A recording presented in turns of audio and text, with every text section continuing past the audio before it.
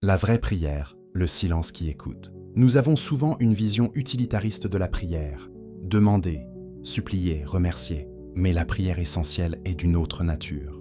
Elle ne consiste pas à parler, mais à se taire.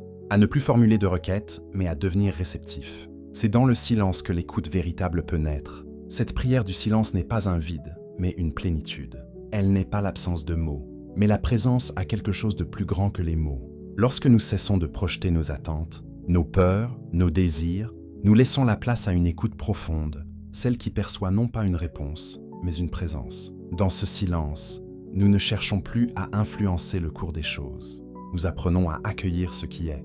Nous passons de la position de celui qui pétitionne à celle de celui qui écoute. Et dans cette écoute, quelque chose en nous s'apaise, se recentre, se réaligne. Les traditions spirituelles le savent bien. La contemplation précède l'action.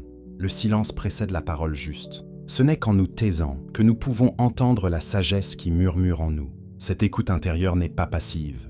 Elle est une attention totale, une vigilance bienveillante. Prier en silence, c'est cesser de vouloir dicter le dialogue. C'est reconnaître que nous ne savons pas vraiment ce dont nous avons besoin, mais que quelque chose en nous le sait. En nous taisant, nous permettons à cette intelligence plus profonde de se manifester. Cette pratique transforme notre relation au monde. Au lieu de toujours vouloir imposer notre volonté, nous apprenons à discerner la volonté de la vie elle-même. Nous devenons plus réceptifs aux signes, plus attentifs aux coïncidences significatives, plus ouverts aux intuitions. Le silence qui écoute n'est pas une fuite du monde, mais une manière plus profonde de l'habiter. Il nous relie à l'essentiel, au-delà des bruits superficiels. Il nous apprend à écouter non seulement avec nos oreilles, mais avec tout notre être. Dans ce silence, les questions se transforment. Nous ne demandons plus « que dois-je faire ?» mais « que veux-tu que je sois ?» La prière devient alors un état d'être plutôt qu'un acte, une qualité de présence plutôt qu'une requête. Cette écoute silencieuse est accessible à tous. Elle ne demande aucun dogme, seulement la volonté de se taire et d'accueillir.